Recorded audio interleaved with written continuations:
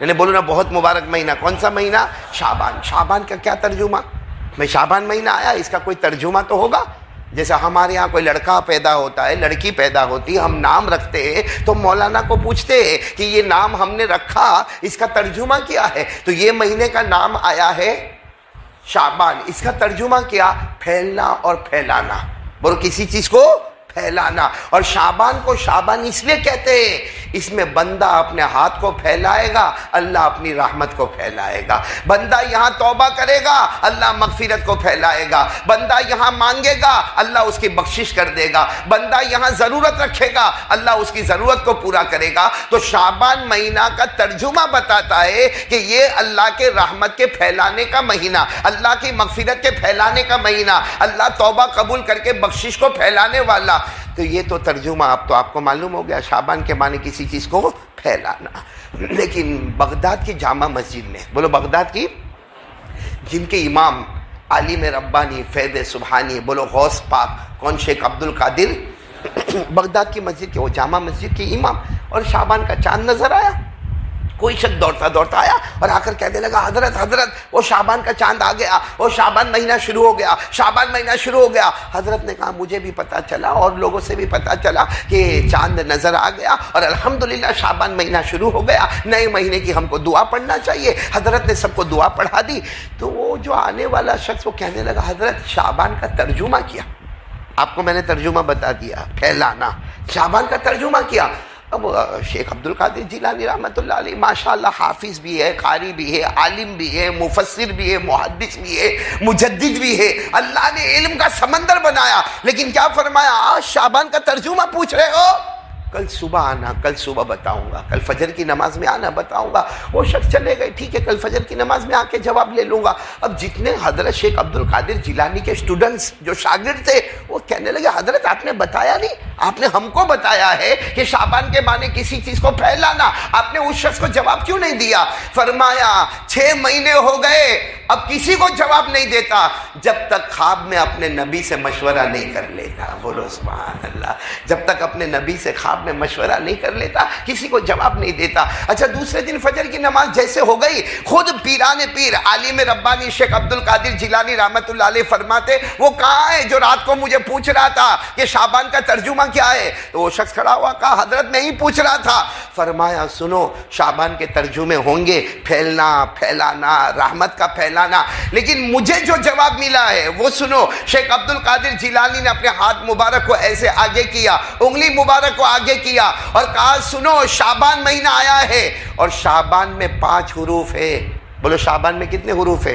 5. اگر آپ اردو عربی جانتے ہوں گے شعبان میں سب سے پہلے شین، پھر عین، پھر با، پھر الف اور پھر نون. شیخ عبد القادر جیلانی رحمۃ اللہ علیہ نے فرمایا سب سے پہلا حرف شین، جس کا مطلب یہ مہینہ شرافت والا مہینہ ہے.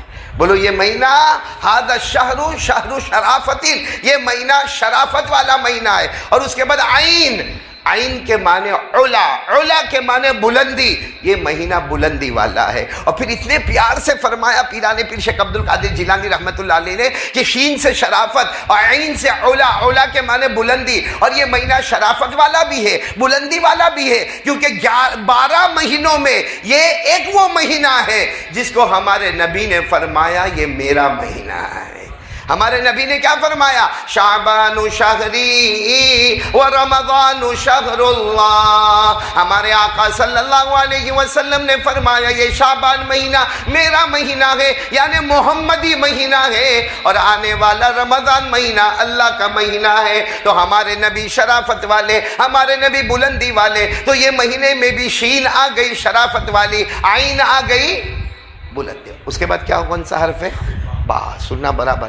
پیران پیر نے فرمایا با کے معنی بر، بر کے معنی نیکی.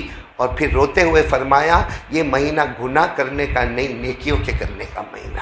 جو مہینے کی نسبت محمد کی طرف ہو، بولو صلی اللہ علیہ وسلم، جو نسبت ہمارے آقا کی طرف ہو. یہ مہینہ گناہ کرنے کا اللہ کے واسطے. یہ مہینہ میں یہ PUBG بند کر دو، یہ مہینے میں سنیپ چیٹنگ بند کر دو، یہ مہینے میں موبائل پہ زنا کرنا بند کر دو، یہ مہینے میں سودی کاروبار بند کر دو. یہ مہینہ شعبان مہینہ، اس مہینے میں گناہ کو چھوڑ دو اور کیونکہ یہ مہینہ محمدی مہینہ ہے، محمدی مہینہ گناہوں کے واسطے نہیں ہوتا ہے، نیکیوں کے واسطے ہوتا ہے۔ تو شین سے شرافت، عین سے علا بلندی، با سے بر یعنی نیکی۔ اب کون سا حرف آ گیا؟ الف۔ الف کے معنی الفت، بولو الف کے معنی، ساتھ میں بولوں گا الفت۔ الفت کس کو کہتے ہیں؟ محبت۔ لیکن الفت اور محبت میں بہت بڑا فرق ہے۔ بھائی آپ سب جمع ہو گئے، آپ میں سے کتنے ہوں گے کہیں گے ہم قاری صاحب سے بہت محبت کرتے ہیں، یہ قاری صاحب کہیں گے میں یہ علاقے والے سے بہت محبت کرتا۔ اس کو کہتے ہیں محبت۔ الفت اس کو کہتے ہیں جو تم سے تعلق توڑے، معافی مانگ کے اس سے تعلق جوڑو، اس کا نام الفت ہے۔ کوئی چچا سے بات نہیں کرتا ہوگا، کوئی اپنے خالہ سے بات نہیں کرتا ہوگا، کوئی اپنے پھوپھا سے بات نہیں کرتا ہوگا، کوئی اپنے گھر والے سے بات نہیں کرتا ہوگا، کسی نے اپنی بیوی کو غصے میں گھر بھیج دیا ہوگا۔ یہ مہینہ آیا پیارے نبی کی محبت میں، الف سے الفت ہے۔ یہ مت دیکھو کہ سامنے والے کی غلطی میری غلطی، معافی مانگو اور اس سے تعلق جوڑ دو، اس کا نام الفت ہے۔ اور اسی پر اللہ کی معافی کا وعدہ ہے۔ کتنی چیزیں ہو گئی؟ 4۔ شین شرافت، عین بلندی، پھر اس کے بعد با بر نیکی، الف الفت۔ اب کیا رہ گیا؟ نون۔ اوہ، نون کا مطلب نور خداوندی، یعنی پیران پیر شیخ عبد القادر جیلانی رحمۃ اللہ علیہ فرماتے کہ میں نے سنا میرے نبی نے فرمایا رات کو خواب میں، کیا فرمایا کہ اگر شرافت سمجھ گیا، اگر تو نے عین سے بلندی کو سمجھ گیا، با سے نیکیوں کو سمجھ گیا، الف سے الفت کو قائم کر دیا، تو آخری حرف نون ہے۔ نون کے معنی نور خداوندی، یعنی اللہ تعالیٰ اس مہینے کی قدر کرنے والے کے دل کو اپنے خاص نور سے منور فرما دیں گے۔ تو میرے دوستو، اور دل منور ہو جائے گا، دل اللہ کے نور سے منور ہو جائے گا، تو اللہ کی قسم کھا کر کہتا ہوں نیند بعد میں آئے گی، نبی پاک خواب میں پہلے آ جائیں گے۔ لیکن یہ مہینہ بہت عظیم مہینہ ہے اور یہ فیصلے والا مہینہ ہے۔ بولو یہ کون سا مہینہ ہے؟ یہ جو بڑی رات آئے گی نا، اس میں سب اللہ سب فیصلے، پورے سال کے فیصلے، آنے والے سال کے فیصلے ہوں گے۔ اللہ نے قرآن پاک میں فرمایا فِيهَا يُفْرَقُ كُلُّ أَمْرٍ حَكِيمٍ أَمْرًا مِّنْ عِندِنَا إِنَّا كُنَّا مُرْسِلِينَ۔ اللہ تبارک و تعالیٰ فرماتے ایک روایت کے مطابق یہ رات جو ہے، کون سی رات؟ شب برات۔ یہ فیصلے والی رات ہے۔ اللہ تبارک و تعالیٰ اس میں فیصلہ کریں گے آنے والے سال میں کون امیر رہے گا، کون غریب رہے گا، آنے والے سال میں کون تندرست رہے گا، کون بیمار رہے گا، آنے والے سال میں کون جیے گا، کون مرے گا، آنے والے سال میں کس کے یہاں عزت کا معاملہ ہوگا، کس کے یہاں ذلت کا معاملہ ہوگا۔ ہمارے نبی کی بیوی ہماری ماں حضرت عائشہ فرماتی ہے آنے والی رات میں یہ بھی فیصلہ ہوگا کون ایمان کے ساتھ جائے گا اور کس کے کلمے کو چھین لیا جائے گا۔ تو اس لیے بہت ڈرنے کا سینسیٹیو مہینہ ہے۔ اللہ یہ مہینے کی قدر کرنے کی توفیق عطا فرمائے۔ میں آج سوچ رہا ہوں کہ صرف ایک بات کروں، اسی میں وقت ختم ہو جائے گا، لیکن آپ ذرا بات کو سمجھو گے تو بہت اچھا لگے گا۔ سب سنیں گے انشاءاللہ؟ میں نے بولو نا، سب سنیں گے انشاءاللہ؟ یعنی کیا کرنا ہے ہم کو، بھائی سب سنیں گے انشاءاللہ؟ آپ کو معلوم ہوگا، بے شک آپ کو معلوم ہوگا کہ ہمارے نبی ہجرت کر کے مدینہ آئے۔ ساتھ میں بولو نا، ہمارے نبی ہجرت کر کے مدینہ، اور ہجرت کرنے والوں کی تعریف اللہ نے کی، بولو کی نا اللہ نے؟ اللہ نے فرمایا یہ ہجرت کرنے والے، بہت اونچا درجہ رکھنے والے، یہ سب کامیاب ہونے والے۔ اللہ نے فرمایا الذین آمنوا وہاجروا وجاہدوا فی سبیل اللہ اعظم درجۃ عند اللہ واولئک هم الفائزون۔ اللہ فرماتے میرے بندے اور میری بندیاں جنہوں نے ہجرت کی، مکے سے مدینہ آ گئے، بولو مکے سے مدینہ آ گئے، اللہ کے راستے میں تکلیفیں اٹھائی، اللہ تبارک و تعالیٰ فرماتے ان کا درجہ بہت اونچا ہو گیا اور یہ سب کامیاب ہونے والے۔ چلو میں جلدی سے واقعے پر آ جاؤں، وقت بہت کم ہے۔ ہمارے نبی ہجرت کر کے مدینہ آئے، بولو ہمارے نبی ہجرت کر کے مکہ سے کہاں پر آ گئے؟ مدینہ منورہ آ گیا۔ اچھا ہمارے نبی تشریف فرمائے، بس ابھی آئے ہیں، ابھی انٹری ہوئی ہے، ہمارے نبی بیٹھے ہیں، بازو میں حضرت ابو بکر صدیق رضی اللہ تعالیٰ عنہ بیٹھے ہیں، سامنے بڑا مجمع بیٹھا ہے، بڑا مجمع بیٹھا ہے، کیونکہ سب لوگ استقبال کے لیے آئے کہ ہمارے نبی مدینہ میں آئے، پہلی مرتبہ آئے، نبی مدینہ میں آئے، پہلی مرتبہ آئے، اور سامنے بڑا استقبال ایسا ہو رہا تھا کہ سامنے چھوٹی پہاڑی تھی، بولو سامنے چھوٹی پہاڑی تھی، اس پر پیاری پیاری معصوم بچیاں نعت پاک پڑھ رہی تھی، بولو سبحان اللہ. معصوم بچیاں نعت، اور نعت پاک بھی کیسی پیاری پڑھ رہی تھی. کیا پڑھ رہی تھی؟ طلع البدر علینا من ثنیات الوداع وجب الشکر علینا ما دعا للہ داعی. جس کا ترجمہ یہ کہ وہ چھوٹی چھوٹی بچیاں کہتی تھی، اے مدینہ والو، اے علاقے والو، ہمارے نبی آئے ہیں، آپ ان کو محمد نہ کہنا، یہ کہو کہ اندھیری رات میں 14ویں رات کے چاند نکل کر سامنے آ گئے ہیں. یہ بچیوں کا نعت پڑھنا، پورا مجمع بیٹھا ہے، اللہ کے رسول بیٹھے. اب میں واقعے پر آ رہا ہوں. ایک شخص دوڑتے آئے، جوان، ہٹے کٹے، تندرست، ہاتھ میں تلوار، دوڑتے دوڑتے ہیں، جن کا نام ہے طلحہ. بولو کیا نام ہے؟ طلحہ. بولو کیا نام ہے؟ ادھر ادھر دیکھو، کیا نام ہے؟ دوڑتے دوڑتے ہٹے کٹے لمبے چوڑے وہ شخص آئے، دوڑتے دوڑتے، اور آ کر کیا کہا معلوم؟ آ کر پہلی بات کہ آپ نبی ہیں؟ ارے بھائی ہمارے نبی تو تشریف فرما تھے. وہ آ کر کہہ رہے، وہ طلحہ، آپ نبی ہیں، آپ رسول ہیں، آپ پیغمبر ہیں، اور ہاتھ میں تلوار. ہمارے آقا صلی اللہ علیہ وسلم نے فرمایا، ہاں میں مدینہ بھی آیا ہوں، بس تھوڑی دیر ہوئی، میں اللہ کا نبی ہوں، میں اللہ کا رسول ہوں، میں اللہ کا پیغمبر ہوں، قرآن پاک مجھ پر اترا ہے. تو وہ کیا کہتے ہیں معلوم؟ تلوار کو کنارے پر رکھا، کہا ایمان قبول کرنا ہے. بولو سبحان اللہ. بس یہ پوچھنا تھا، میں نے پوچھ لیا، ایمان قبول کرنا ہے. ہمارے نبی نے ہاتھ آگے بڑھائے، ساتھ میں بولو پورے مجمع نے پڑھا، اشہد ان لا الہ الا اللہ واشہد ان محمد رسول اللہ. لیکن ہمارے نبی سوچنے لگے کہ پورے مجمع میں جوان آئے، تلوار لے کر آئے، یہ کچھ اپنا جوش تو نہیں بتانے آئے. تو ہمارے نبی نے فرمایا کہ تم ایمان لے آئے ہو؟ ہاں ایمان تو میرے ہاتھ پر لائے ہو، آپ کو منظور ہے؟ تو وہ انہوں نے کہا آپ حکم کیجئے. اور طلحہ، بولو کیا نام؟ اب تو حضرت طلحہ کہیں گے. حضرت طلحہ کہتے ہیں آپ حکم کریں، جو آپ حکم کریں گے وہ کرنے کے واسطے میں تیار ہو. ہمارے نبی صلی اللہ علیہ وسلم نے فرمایا ایک کام کرو، جاؤ اپنے باپ کو قتل کر کے آؤ. باپ کا نام برہ، بولو باپ کا نام برہ، جاؤ باپ کو قتل کر کے آؤ. انہوں نے وہ تلوار اٹھائی اور کہا ابھی گیا اور ابھی آیا، اور باپ کا سر آپ کے پاؤں میں لا کر رکھا. وہ جانے لگے تو ہمارے نبی نے چادر مبارک کو پکڑ لیا اور کہا نہیں، امتحان لے رہا تھا. محمد مدینے میں جوڑ کے واسطے آئے ہیں، توڑ کے واسطے نہیں آئے ہیں. میں تو امتحان لے رہا تھا. تو وہ رونے لگے، وہ جوان، کیا نام؟ حضرت طلحہ رونے لگے، اللہ کے رسول آپ میرا امتحان لے لیں، میں دل و جان سے آپ پر قربان ہو گیا. اور پھر کہا اللہ کی قسم جو کہیں گے میں کر کے بتاؤں گا، جس سے آپ روکو گے اس سے میں رک کے بتاؤں گا. کتنا پیارا جملہ. پھر بولو، حضرت طلحہ نے فرمایا میرے نبی جو کہیں گے، سب ساتھ میں بولو، کر کے بتاؤں گا، اور جس سے روکو گے. اور اسی کا نام قرآن، اسی کا نام حدیث ہے، اسی کا نام شریعت ہے. قرآن میں اللہ نے فرمایا یہی کر لو، وَمَا آتَاكُمُ الرَّسُولُ فَخُذُوهُ وَمَا نَهَاكُمْ عَنْهُ فَانْتَهُوا. اللہ تبارک و تعالیٰ فرماتے میرے نبی جو کرنے کے لیے کہے، پورا مجمع بولے کرنا ضروری ہو جائے گا. میرے نبی جس سے رکنے کہے رکنا. وہ صحابی نے یہی کہا میرے نبی. حضرت طلحہ نے فرمایا آپ جو کہو کروں گا، آپ جس سے روکو گے رکوں گا.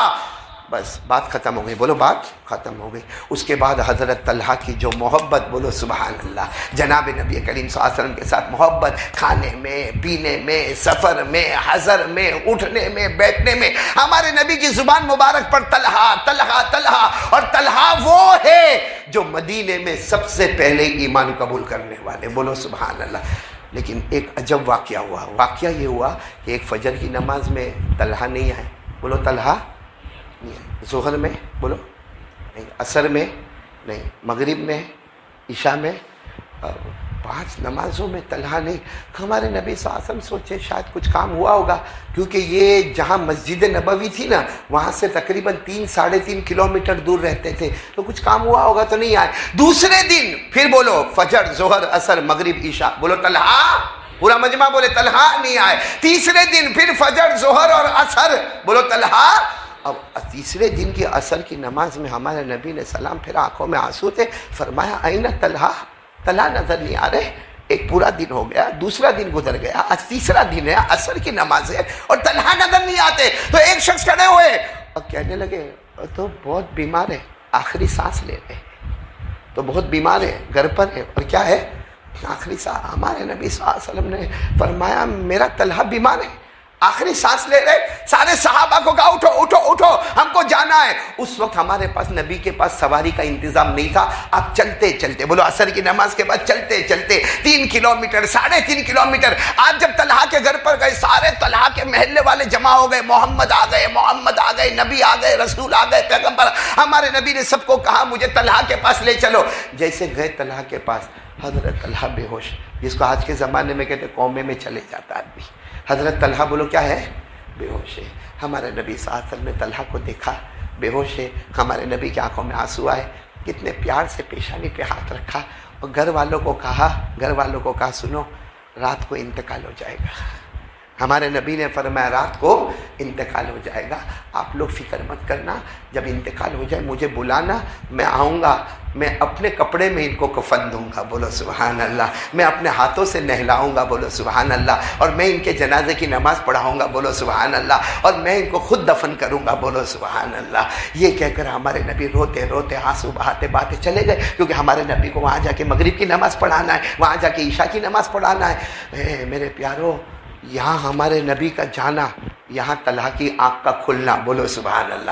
اور طلحہ کی جب آنکھ کھلی نا, بھائی جو آدمی بے ہوش ہو کتنے زمانے سے, آنکھ کھلی نا, پہلا زبان لڑکھڑاتی تھی, لیکن طلحہ نے پہلا سوال پوچھا, این رسول اللہ, میرے نبی کہاں پر ہے, بولو سبحان اللہ صلی اللہ علیہ وسلم, میرے نبی کہاں ہے. تو سب گھر والے جمع ہو گئے, گھر والوں نے کہا آپ فکر نہ کریں, فکر آئے تھے, ابھی آئے تھے. حضرت طلحہ میں ہوش جیسے نہیں تھا, پھر بھی جیسے کھڑے ہونے کی کوشش کرتے, میرے نبی یہاں آئے تھے, یعنی 3.5 کلومیٹر کا سفر کر کے پیدل میرے نبی یہاں آئے تھے. سب نے کہا آپ آرام کریں, آئے تھے تو کہا آئے تو کیا کہا یہ کہا کہ رات کو تمہارا انتقال ہو جائے گا. اور انہوں نے یہ بھی کہا کہ غسل وہی دینے والے, بولو سبحان اللہ, جنازے کی نماز وہی پڑھانے والے, کفن کا کپڑا وہی دینے والے, اور تمہیں دفن بھی وہی کرے. تو حضرت طلحہ نے اشارہ کیا, نہیں نہیں نہیں نہیں نہیں, رات کو انتقال ہوگا, بے شک میرا انتقال ہوگا, لیکن نہ آپ کوئی بھی نبی کو نہیں بلائیں گے, وہ یہاں آئیں گے نہیں, رات کو وہ یہاں نہیں آئیں گے, اور رات کو وہ آ کر کفن کا کپڑا بھی نہ دیں گے, وہ جنازے کی نماز بھی نہیں پڑھائیں گے, وہ غسل بھی نہیں کریں گے, وہ مجھے دفن بھی نہیں کریں گے. تم میں سے کوئی آدمی یہ کام کر لینا, ان کو نہیں بلانا, کیونکہ رات کا وقت ہوگا, اندھیرا ہوگا, سناٹا ہوگا, 3.5 کلومیٹر کا سفر ہوگا. ارے اگر آتے آتے میرے نبی کو کہیں پاؤں میں کانٹا چبھ گیا, ارے میرے نبی کے پاؤں میں کہیں پتھر لگ گیا, ارے میرے نبی کسی سے ٹکرا گئے, یہ طلحہ بغیر سب کے جا سکتا, لیکن نبی کو آنچ لگے اس کو برداشت ہوا. معاملہ ایسا ہی, رات کو انتقال ہو گیا. اور بولو انا للہ, حضرت طلحہ اللہ کو پیارے ہو گئے, بولو انا للہ وَإِنَّا إِلَيْهِ, اللہ کو پیارے ہو گئے. اب گھر والوں کی جیسے انہوں نے وصیت کی تھی, کسی نے آ کر غسل دے دیا, کسی نے کفن دے دیا, کسی نے جنازے کی نماز پڑھا دی, اور سارے محلے والے مل کے دفن کیے. میرے پیاروں, یہاں تو یہ ہو گیا, وہاں ہمارے نبی پوری رات سوئے نہیں, پوری رات سوئے نہیں, کہ میرے طلحہ کی کوئی خبر نہیں آ رہی, طلحہ کی کوئی خبر نہیں آ رہی. طلحہ, ہمارے نبی اسی حال میں فجر کی نماز پڑھانے آئے. فجر کی نماز پڑھانے کے بعد ہمارے نبی نے پہلا سوال پوچھا, بھائی طلحہ کے بارے میں کوئی خبر آئی؟ تو وہ جو رشتہ دار تھے نا, وہ سب کھڑے ہو گئے, کہا اور رات کو انتقال ہو گیا. تو ہمارے نبی نے فرمایا افلا آذنتمونی, ارے تم نے مجھے خبر نہیں تھی, ارے غسل تو مجھے دینا تھا, کفن کا کپڑا مجھے دینا تھا, ارے مجھے نماز پڑھانی تھی, مجھے دفن کرنا, آپ نے مجھے خبر نہیں دی. سارے گھر والے رو کر کہنے لگے آپ کو بلانے والے تھے, مگر طلحہ نے وصیت کی تھی کہ میرے نبی کو کانٹا لگے مجھے گوارا نہیں, کوئی اور جنازے کی نماز پڑھائے مجھے گوارا ہے, کوئی اور دفن کرے مجھے گوارا ہے, لیکن میرے نبی کو راستے میں کانٹا لگ جائے, میرے نبی کو راستے میں کوئی پتھر لگ جائے, میرے نبی کسی چیز کے ساتھ ٹکرا جائے, اندھیرا ہے. اس لیے انہوں نے وصیت کی تھی. میرے پیارو, سچ بتاؤ ہمارے نبی کتنا روئے ہوں گے. روتے روتے سارے صحابہ کو کہا چلو مجھے قبر پر لے چلو. کن کی قبر پر؟ وہ پھر ہمارے نبی چلتے چلتے 3.5 کلومیٹر طلحہ کی قبر پر جب سارے صحابہ جمع ہو گئے, ہمارے نبی بھی وہاں تھے. اے میرے پیارو, کاش ہم کو سمجھ میں آوے, ہمارے نبی بہت دیر تک, بولو ہمارے نبی بہت دیر تک روتے رہے, پڑھتے رہے, روتے رہے, پڑھتے رہے. اچانک ہمارے نبی نے ایک دعا مانگ لی. ایک دعا ہمارے نبی نے مانگ لی جس پر سارے صحابہ دھاڑے مار کر روئے ہیں. کیا دعا مانگ لی؟ اللہم القی طلحہ وہو یضحک الیک وانت تضحک الیہ. ہمارے آقا صلی اللہ علیہ وسلم نے دعا مانگی, اللہ میرا طلحہ قبر میں، اللہ میرا طلحہ قبر میں، لیکن ایک دن قبر کھلے گی، ساتھ میں بولو ہوگا، ایک دن قبر کھلے گی، میرے طلحہ اٹھیں گے۔ ہمارے نبی دعا مانگتے اللہ جس قیامت کے دن یہ قبر کھلے اور طلحہ اٹھے، اللہ ایسے اٹھے کہ وہ تیری طرف دیکھ کر مسکراتے ہو، تو طلحہ کی طرف دیکھ کر مسکراتا ہو۔ یعنی اللہ طلحہ کی قبر کھلے، ایسے کھلے کہ وہ اللہ کو دیکھ کر مسکرائے اور اللہ طلحہ کو دیکھ کر مسکرائے۔ اور ظاہری بات ہے جس کو اللہ دیکھ کر مسکرائے، جو اللہ کو دیکھ کر مسکرائے، وہ تو جنتی ہو ہی گیا۔ سارے صحابہ سنیں یہ دعا، حضرت عمر قریب میں تھے، کون حضرت روتے روتے آئے، کہا اللہ کے رسول کاش طلحہ کی جگہ میں ہوتا، طلحہ کی جگہ، یہ دعا طلحہ کو نہیں کس کو ملی ہوتی؟ عمر کو ملی ہوتی۔ ہمارے نبی نے یوں چہرہ اٹھایا، ہمارے نبی کی داڑھی مبارک آنکھوں سے بھری تھی، ہمارے نبی نے فرمایا یہ دعا عمر تم کو بھی مل سکتی ہے، بلکہ فرمایا یہ دعا تو قیامت تک آنے والے ہر مرد کو ملے، قیامت تک آنے والے ہر مومن بندے کو ملے، ہر مومنہ بندی کو ملے، لیکن شرط یہ ہے کہ جو طلحہ نے مجھ سے شرط کی تھی وہ شرط سب لوگ مجھ سے کر لیں۔ تو طلحہ نے کیا شرط کی تھی؟ طلحہ نے شروع میں یہ شرط کی تھی جو آپ کہو گے، جس سے روکو گے، ہاں بس یہ شرط کر لے۔ ہر کلمہ پڑھنے والا بندہ، ہر کلمہ پڑھنے والی بندی اگر یہ شرط کر لے کہ میرے نبی نے جو کہا ہے وہ مجھے کرنا ہے، اور میرے نبی نے جس سے روکا ہے رکنا ہے۔ ہمارے نبی فرماتے قیامت کے دن کہیں بھی مرا ہوگا، جب اس کی قبر کھلے گی وہ اللہ کو دیکھ کر مسکرائے گا، اللہ اس کو دیکھ کر مسکرائے گا۔ میرے پیارو،